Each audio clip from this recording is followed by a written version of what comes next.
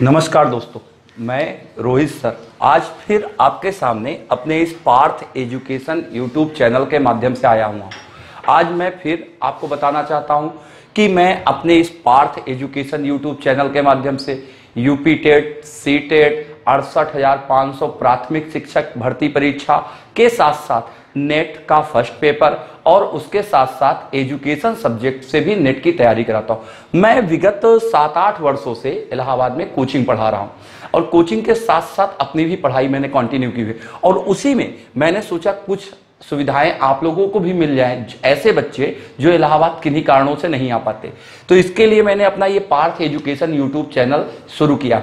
अगर आपको इससे कुछ लाभ हो रहा हो, अगर आपको कोई दिक्कत हो रही हो, कोई परेशानी हो रही हो, तो आप मुझे इस नंबर पर मैसेज डाल सकते हैं, इस नंबर पर व्हाट्सअप कर सकते हैं या 9451216656 इस नंबर पर आप मुझे कॉल करके अपनी दिक्कतें बता सकते हैं, जिससे मैं आपकी ज्यादा से ज्यादा सहायता कर सकूं। देखो मित्रों, आज मैं पिछली बार मैंने आपको साइकोलॉजी में एक टॉपिक बताया था, इवान पावलोव का शास्त्रीय अनुबंधन सिद्धांत।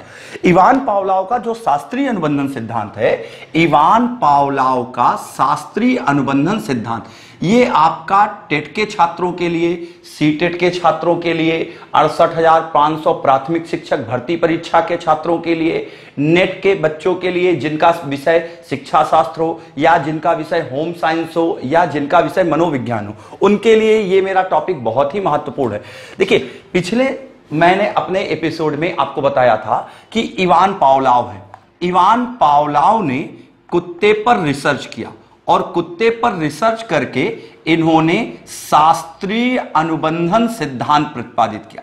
शास्त्रीय अनुबंधन सिद्धांत, जिसे हम classical conditioning theory of learning कहते हैं। इसमें मैंने आपको इस थ्योरी में बताया था कि इन्होंने बताया, इवान पावलोव ने बताया कि कोई भी कुत्ता भोजन को देखकर लार गिराता है। भोजन को देखकर लार गिराने की जो प्रक्रिया है, उसमें मैंने आपको यूसीएस, यूसीआर, सीएस और सीआर की प्रक्रिया बताई थी। इसमें UCS unconditional stimulus, UCR unconditional response, CS conditional stimulus और सीआर कंडीशनल रिस्पांस होता है। इसमें मैंने आपको बताया था, भोजन जो होता है, भोजन आपका काम करता है उद्दीपक का, और जो भोजन को देखकर लार करता है, लार करता है काम आपका अनुक्रिया का। इसका मतलब उद्दीपक का मतलब स्टिमुलस और अनुक्रिया का मतलब रिस्पांस। इसका मतलब पहले एस आया फिर आर आया। आज मैं आपको ईएल थॉर्नडाइक की थ्योरी बताने जा रहा हूं। देखिए, थॉर्नडाइक महोदय ने भी एक प्रयोग किया।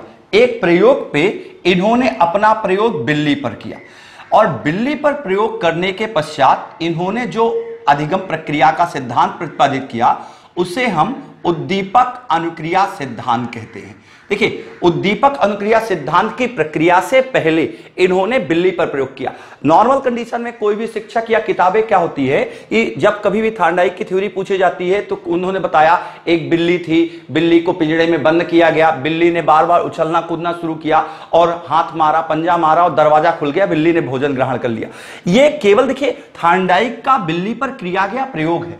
और हम और आप एक शिक्षक हैं, एक शिक्षक होने के नाते हम कक्षा में बच्चों पर इसका प्रयोग करेंगे, बच्चों को सिखाएंगे। तो बिल्ली हमारा ओकेजन नहीं है, हमारा ओकेजन उनका सिद्धांत है। इसीलिए सीटीटी में आजकल जो रिजल्ट आ रहे हैं, 4%, 6%, 7% रिजल्ट आ रहे हैं, उसका रीजन क्या है? सभी लोग केवल प्रयोग पढ़ा के बच्चों को छोड़ देते हैं। आजकल के बीएड, बीटीसी, डीएड कॉलेजों में केवल बिल्ली पर किए गए प्रयोग को पढ़ाकर ही छोड़ दिया जाता है, लेकिन वास्तविकता में इनका सिद्धांत ये नहीं है। इनका सिद्धांत उद्दीपक अनुक्रिया सिद्धांत है। अपने इस सिद्धांत में देखिए, थॉर्नडाइक ने एक भूखी बिल्ली पर प्रयोग किया और भूखी बिल्ली को एक पिंजड़े में बंद किया। पिंजड़े के बाहर इन्होंने भोजन रख दिया, पिंजड़े के बाहर इन्होंने भोजन रख दिया और भूखी बिल्ली को इस पिंजड़े में बंद कर दिया। इस पिंजड़े की खूबी ये थी कि इसमें एक ऊपर की ओर लीवर लगा था। लीवर का मतलब था बटन। इस बटन के दबने से इस पिंजड़े का दरवाजा खुल जाता था। तो थॉर्नडाइक ने अपने इस सिद्धांत का निर्माण करने के लिए भूखी बिल्ली को इस पिंजड़े में बंद कर दिया और बाहर भोजन रख दिया। भोजन को देखकर बिल्ली ने इस पिंजड़े में उछलना कूदना शुरू किया और कई बार उछल कूद करने के बाद उसका पंजा इस लीवर पर पड़ गया और इस लीवर पर पड़ने के बाद इस पिंजड़े का दरवाजा खुल गया और बिल्ली ने भोजन ग्रहण कर लिया। फिर से थार्नडाइक ने प्रयोग किया, फिर से थार्नडाइक ने पिंजड़े के बाहर भोजन रख दिया और भोजन के पिंजड़े के अंदर भूखी बिल्ली को बंद कर दिया। फिर से बिल्ली ने भोजन को देखा और भोजन को देखकर उछलना कूदना शुरू किया और कई बार उछलने कूदने के पश्चात उससे फिर से पंजा दब गया, उसका लीवर दब गया और दरवाजा खुल गया। फिर से तीसरी बार, चौथी बार, पांचवी बार लगातार थार्नडाइक महोदय ने यह प्रयोग जारी रखा। लगातार थार्नडाइक महोदय ने जब यह प्रयोग जारी रखा तो कई बार करने के पश्चात बिल्ली समझ गई जब जब ये लीवर दबता है तब तब दरवाजा खुलता है, जब जब ये लीवर दबता है तब तब दरवाजा खुलता है। अब जैसे ही भूखी बिल्ली को इस पे बंद किया जाता था, बिल्ली तुरंत जाती थी, हाथ मारती थी, पिंजड़े का दरवाजा खुलता था, वो भोजन ग्रहण करती थी और उसकी भूख शांत हो जाती थी। इससे बिल्ली ने अधिगम कर लिया, सीख लिया कि इस लीवर के दबने से इस पिंजड़े का दरवाजा खुल जाता है। अपने इस प्रक्रिया में थार्नडाइक ने बतलाया कि भोजन को देखकर बिल्ली ने उछलना कूदना प्रारंभ किया। अब देखिए, भोजन की जो प्रक्रिया थी, भोजन है आपका उद्दीपक और उछलना कूदना है आपका अनुक्रिया। अब उद्दीपक को हम स्टिमुलस लिखते हैं और अनुक्रिया को लिखते हैं हम रिस्पॉन्स। अब देखिए, मैंने आपको पहले भी पावलोव की थ्योरी बताई। पावलोव की थ्योरी में पहले स्टिमुलस था, फिर रिस्पॉन्स था। अब थार्नडाइक की थ्योरी में भी पहले स्टिमुलस है, फिर रिस्पॉन्स है। तो क्या दोनों के सिद्धांतों में कोई अंतर नहीं है? है। ऐसा आप बिल्कुल नहीं कह सकते कि इवान पावलोव की थ्योरी और थार्नडाइक की थ्योरी सिमिलर है, ऐसा बिल्कुल नहीं है। देखिए, अब दोनों में मैं आपको मूलभूत अंतर करके बता देता हूं। देखिए मित्रों, मैं अपने इस पार्थ एजुकेशन चैनल के माध्यम से जब भी आपको कोई भी थ्योरी पढ़ाऊंगा, अगर उसके पहले किसी ने कोई थ्योरी दी है तो मैं आपको कंपैरेटिव, तुलनात्मक अध्ययन करके पढ़ाऊंगा। क्यों? क्योंकि जब आप तुलना करके किसी भी विषय वस्तु को पढ़ते हैं तो वो तथ्य आपको समझ में आ जाते हैं। जैसे देखिए, इवान पावलोव ने भी पहले स्टिमुलस दिया, फिर रिस्पॉन्स दिया। थार्नडाइक ने भी पहले स्टिमुलस दिया, फिर रिस्पॉन्स दिया, लेकिन दोनों के सिद्धांतों में अंतर है। इवान पावलोव ने स्टिमुलस और रिस्पॉन्स दोनों के बीच अनुबंधन को महत्वपूर्ण माना, अनुबंधन की प्रक्रिया शुरू की। अनुबंधन क्या था? पहले कोई भी कुत्ता भोजन को देखकर लार गिराता था, फिर लार का संयोजन घंटी की आवाज से हो गया और घंटी की आवाज को सुनकर कुत्ता लार गिराने लगा। तो मतलब एक उद्दीपक से होने वाली अनुक्रिया ने बाद में उस उद्दीपक को छोड़ दिया और उस अनुक्रिया का संयोजन दूसरे उद्दीपक से होकर दूसरी अनुक्रिया होने लगती है, तो उसी को हम अनुबंधन कहते हैं। लेकिन यहां पर देखिए, यहां पर बार बार बिल्ली ने केवल और केवल भोजन को देखा। भोजन की जगह मिठाई नहीं रखी गई, भोजन की जगह दूसरी कोई वस्तु नहीं रखी गई, भोजन की जगह बिस्किट नहीं रखा गया। इसका मतलब केवल और केवल भोजन रखा गया। दूसरी चीज, हर बार भूखी बिल्ली ने केवल और केवल एक काम करना शुरू किया, उछलना कूदना शुरू किया। केवल और केवल एक काम करना शुरू किया, उछलना कूदना शुरू किया। तो उछलने कूदने के अलावा उसने दूसरा कोई काम नहीं किया। इसका मतलब यहां पर केवल एक उद्दीपक और एक ही अनुक्रिया है। और इन्होंने, थार्नडाइक ने स्टिमुलस और रिस्पॉन्स के मध्य जो माना वो संबंध को माना। संबंध महत्वपूर्ण था। यहां देखिए, यहां पर स्टिमुलस और रिस्पॉन्स के बीच अनुबंधन था और यहां पर स्टिमुलस और रिस्पॉन्स के बीच संबंध था। इसी कारण से थार्नडाइक की थ्योरी को संबंधवाद पर आधारित सिद्धांत भी बताया जाता है। अब दूसरी चीज, मैं यहां पर एक चीज और आपको बताना चाहूंगा। देखो, इस सिद्धांत में इन्होंने जो भोजन और भूखी बिल्ली ने उछलना कूदना का संबंध बना, उसमें दो चीजें और महत्वपूर्ण है। दो तत्व होते हैं, एक तत्व होता है विशिष्ट और दूसरा तत्व जो होता है सामान्य। ये दो तत्व होते हैं। अब विशिष्ट और सामान्य क्या है? विशिष्ट है जब कभी ढेर सारे छात्रों की कक्षा हो, जैसे ढेर सारे छात्र आप लोग बैठे हो, 200-300 लोग बैठे हो, आप 200-300 लोगों में से मैं कक्षा में किसी 2-4-6 बच्चों को स्टैंड अप करूं और सारे 300 लोगों के बीच में मैं 2-4 लोगों से कहूं कल आप ये काम करके आना, तो जब सभी लोगों के बीच में 2-4 लोगों से कोई कार्य कहा जाएगा तो वो जो 2-4 होते हैं उसी को विशिष्ट कहते हैं। लेकिन अगर यहां पर मैं कहूं कि सभी 300 लोग करिए, कार्य करके आइएगा, तो वही प्रक्रिया हो जाती है सामान्य की। तो दो तत्व होता है, एक तत्व होता है विशिष्ट और दूसरा तत्व होता है सामान्य। विशिष्ट और सामान्य की प्रक्रिया होती है। विशिष्ट और सामान्य की प्रक्रिया में देखिए, जब कुछ लोगों के लिए कोई कार्य कहा जाएगा तो विशिष्ट, और जब सभी के लिए कोई कार्य कहा जाएगा तो सामान्य। यहां पर मैं आपको यह क्यों बता रहा हूं, उसकी प्रक्रिया समझ लीजिए। यहां देखिए, यहां थार्नडाइक की थ्योरी में केवल और केवल भोजन था, भोजन के अलावा दूसरा कोई तत्व नहीं था। और भोजन यहां देखिए काम कर रहा है उद्दीपक का, और भोजन को देखकर बिल्ली ने उछलना कूदना प्रारंभ किया, और उछलना कूदना कार्य कर रहा है अनुक्रिया का। तो इसका मतलब भोजन केवल और केवल भोजन था, उछलना कूदना केवल और केवल अनुक्रिया थी। तो यहां उद्दीपक भी जो होगा वो उद्दीपक भी आपका विशिष्ट उद्दीपक हो जाएगा। क्यों? क्योंकि यहां इस उद्दीपक के अलावा कोई दूसरा उद्दीपक प्रस्तुत नहीं किया गया। जबकि देखिए, पावलोव की थ्योरी में भोजन की जगह दूसरा उद्दीपक घंटी प्रस्तुत किया गया था। इसी तरीके से यहां जो उछलना कूदना हुई वो प्रक्रिया अनुक्रिया है, वो अनुक्रिया भी आपकी विशिष्ट अनुक्रिया हो जाएगी। इसका मतलब थार्नडाइक की थ्योरी में विशिष्ट उद्दीपक और विशिष्ट अनुक्रिया, इन दोनों के मध्य संबंध बन गया, और इन दोनों के मध्य संबंध बनने की प्रक्रिया के आधार पर थार्नडाइक ने यह सिद्धांत प्रस्तुत किया। जैसे पावलोव की थ्योरी में मैंने आपको थ्योरी बताई थी, जब कभी भी अनुबंधित उद्दीपक को अनुबंधित उद्दीपक के पहले रखकर लगातार कई बार अधिगमकर्ता के सामने प्रस्तुत किया जाता है तो अनुबंधित अनुक्रिया का संयोजन अनुबंधित उद्दीपक से होकर अनुबंधित अनुक्रिया होने लगती है। आप में से जिन छात्रों ने मेरी ये पावलोव की थ्योरी नहीं पढ़ी है, आप पार्थ एजुकेशन यूट्यूब चैनल पर जाकर के इसके पहले का वीडियो अगर आप देखेंगे तो वहां मैंने इस थ्योरी का पूरा विस्तृत रूप से वर्णन किया है। अब जैसे मैंने यहां पावलोव की थ्योरी को बताया, उसी प्रकार से थार्नडाइक की थ्योरी है, जब कभी भी अधिगम प्रक्रिया में किसी विशिष्ट उद्दीपक का किसी विशिष्ट अनुक्रिया के साथ संबंध बन जाता है तो उस विशिष्ट उद्दीपक के प्रस्तुत होने पर अधिगमकर्ता वही विशिष्ट अनुक्रिया बार बार दोहराता है और विशिष्ट अनुक्रिया से सीखता है।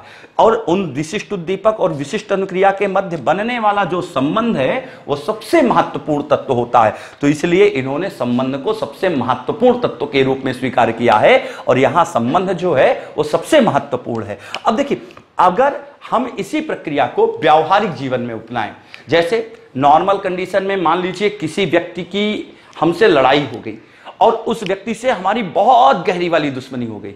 जब जब उस व्यक्ति को मैं देखता हूं तब तब उसको मारने का मन करता है, जब जब उस व्यक्ति को देखता हूं तब तब मारने का मन करता है।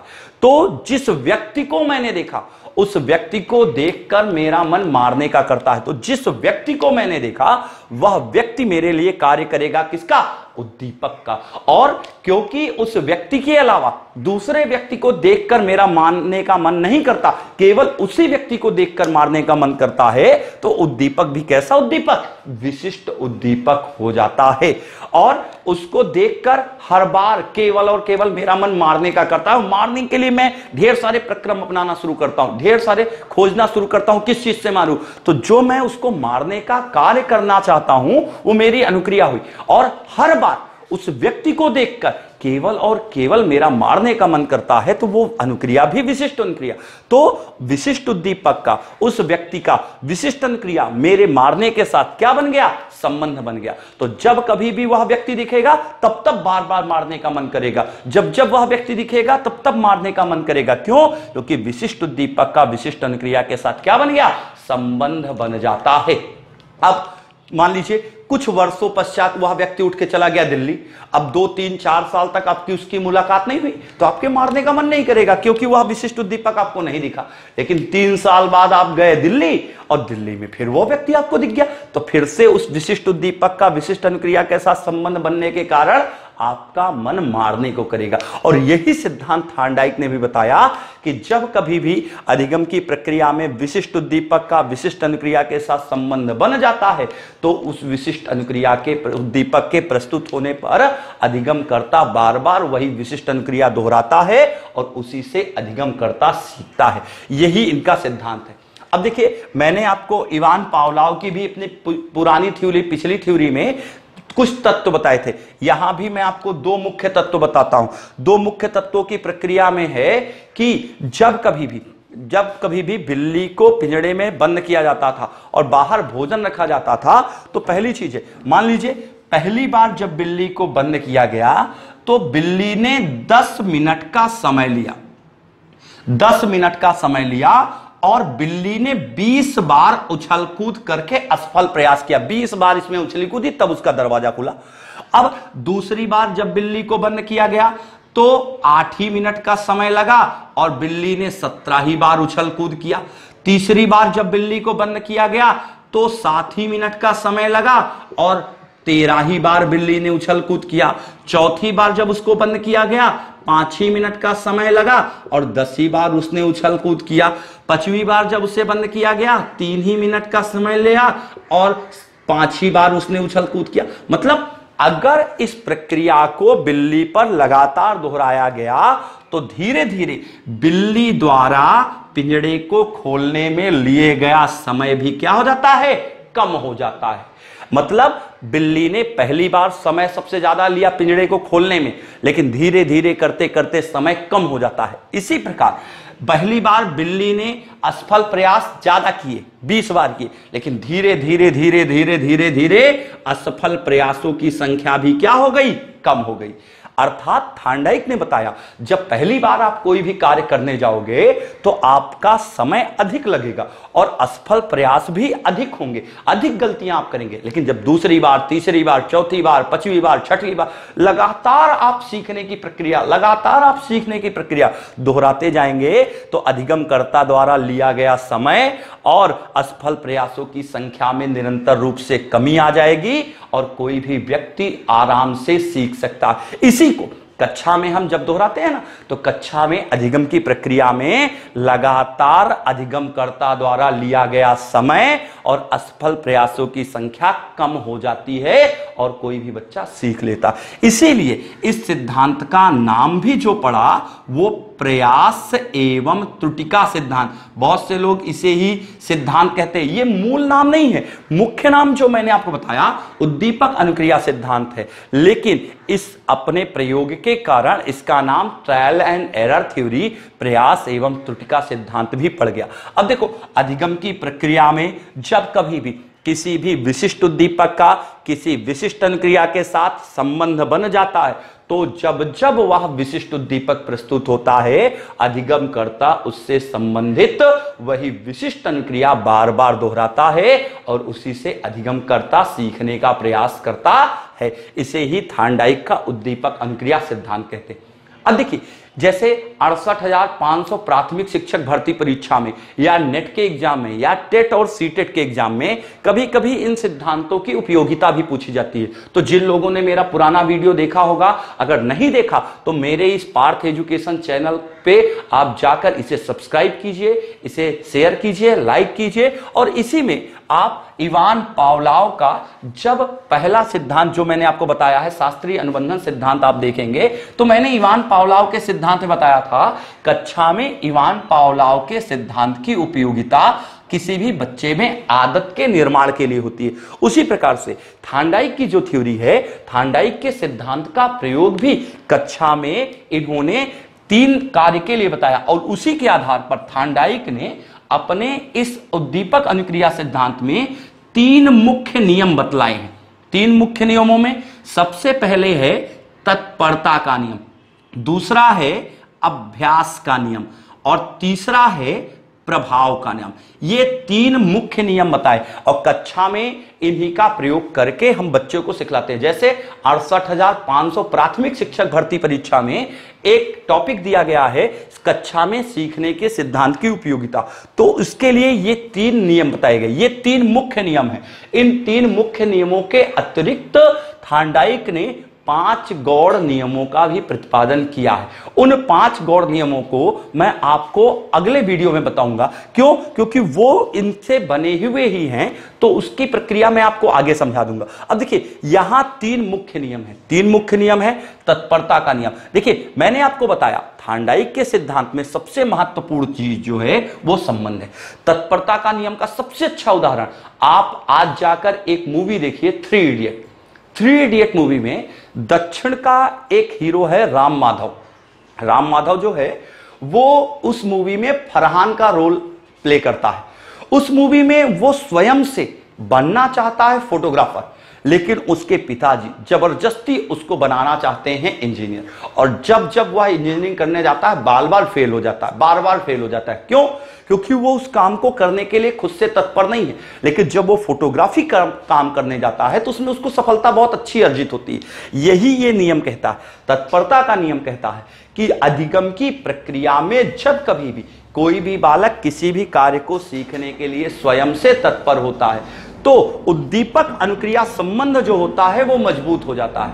और उद्दीपक अनुक्रिया संबंध के मजबूत होने पर अधिगम की प्रक्रिया और अच्छी हो जाती है। दूसरा नियम है अभ्यास का नियम। अभ्यास का नियम कहता है, हिंदी की एक बहुत फेमस सी कहावत है, करत करत अभ्यासते जड़मति होती सुजान, रसरी आवत जातते सिल पर पड़त निशान। मतलब यदि कोई बालक सीखने की प्रक्रिया में किसी भी तत्व को सीखने के लिए बार बार प्रयास करता है तो उद्दीपक और अनुक्रिया का संबंध जो है वो मजबूत हो जाता है। और उद्दीपक और अनुक्रिया का संबंध जितना मजबूत होगा अधिगम की प्रक्रिया उतनी अच्छी होगी। अब इसके बाद देखिए प्रभाव का नियम है, सबसे महत्वपूर्ण नियम है, स्पेशली नेट के बच्चों में। नेट में एजुकेशन सब्जेक्ट या शिक्षा शास्त्र विषय के लिए, होम साइंस विषय में जो चाइल्ड डेवलपमेंट का पार्ट आता है उसके लिए, या मनोविज्ञान के छात्रों के लिए ये नियम सबसे महत्वपूर्ण है। क्यों? क्योंकि नेट के एग्जाम में बार बार ये पूछा जाता है कि प्रभाव के नियम का प्रयोग क्या है। तो देखो, प्रभाव का नियम सबसे महत्वपूर्ण है और ये नियम की महत्वपूर्ण स्थिति क्या है इसको मैं इतने छोटे से एरिया में नहीं बता सकता। इसके लिए मैं आपको फिर से इसके बाद जो वीडियो दूंगा उसमें आपका प्रभाव का नियम बता दूंगा, लेकिन फिर भी मैं आपको थोड़ा सा हिंट कर देता हूं। इसी नियम के आधार पर आगे अधिगम की प्रक्रिया जो है वो जारी रहती। इसके बाद जो मैं आपको सिद्धांत बताने वाला हूं वो सिद्धांत भी प्रभाव के नियम से ही प्रेरित होकर बना। प्रभाव के नियम में देखिए दो तत्व होते हैं, एक तत्व होता है संतुष्टि का और दूसरा तत्व होता है असंतुष्टि का। संतुष्टि और असंतुष्टि का ये दो तत्व होते हैं। अब मैं अपने इस पार्थ एजुकेशन चैनल में अगला जो वीडियो बनाऊंगा वो आपको यही बताऊंगा कि प्रभाव के नियम का ये लक्ष्य क्या है। और उसके बाद सबसे मुख्य चीज मैं अभी यहां आपको केवल इतना बता रहा हूं कि थार्नडाइक ने 3 नियम दिए। ये 3 मुख्य नियम है, तत्परता का नियम, अभ्यास का नियम, प्रभाव का नियम। लेकिन अपने अगले वीडियो में मैं इन 3 मुख्य नियमों के अतिरिक्त आपको 5 गौड़ नियमों की भी व्याख्या करूंगा और वहीं पर आपको बताऊंगा कि प्रभाव का नियम आपके लिए महत्वपूर्ण क्यों है और क्यों अगर प्रभाव का नियम ना होता तो आगे अधिगम की प्रक्रिया ना चल पाती या आगे कहिए अधिगम के सिद्धांत ना बन पाते। तो मित्रों, मैंने आपको बताया थार्नडाइक का ये उद्दीपक अनुक्रिया सिद्धांत जिसमें उन्होंने बिल्ली पर प्रयोग किया। इसमें विशिष्ट उद्दीपक का विशिष्ट अनुक्रिया के साथ संबंध बन जाता है और जब जब विशिष्ट उद्दीपक प्रस्तुत होता है तब तब विशिष्ट अनुक्रिया बार बार दोहराकर कोई भी अधिगमकर्ता सीख लेता है। अगर आपको मेरा ये थार्नडाइक का सिद्धांत पसंद आया तो आप सबसे यही कहना चाहूंगा कि इस पार्थ एजुकेशन चैनल को ढेर सारे लोगों के शेयर करिए, इसको ढेर सारे लोगों तक पहुंचाइए जिससे ये अपनी उपलब्धियों को, जिस कारण से मैंने इस चैनल को बताया, मैंने पिछले कई सालों से टीचिंग कर रहा हूं, 8 साल 9 साल हो गए मुझे टीचिंग करते और उस दिनों से अब मैंने ये बीड़ा उठाया है कि हर उस बच्चे तक जिस बच्चे तक शिक्षा की सर्वसुलभता नहीं है उस बच्चे तक अपनी पहुंच बनाने के लिए मैंने ये चैनल बनाया। और इसी के लिए अगर आपको कोई भी दिक्कत होती है या आपका कोई सुझाव है जिससे मैं इस चैनल को और ज्यादा अच्छे तरीके से लोगों तक पहुंचा सकूं, उसके लिए आप मुझे 9451216656 इस नंबर पर मैसेज करके, व्हाट्सएप करके या इस नंबर पर कॉल करके बता सकते हैं। Thank you very much.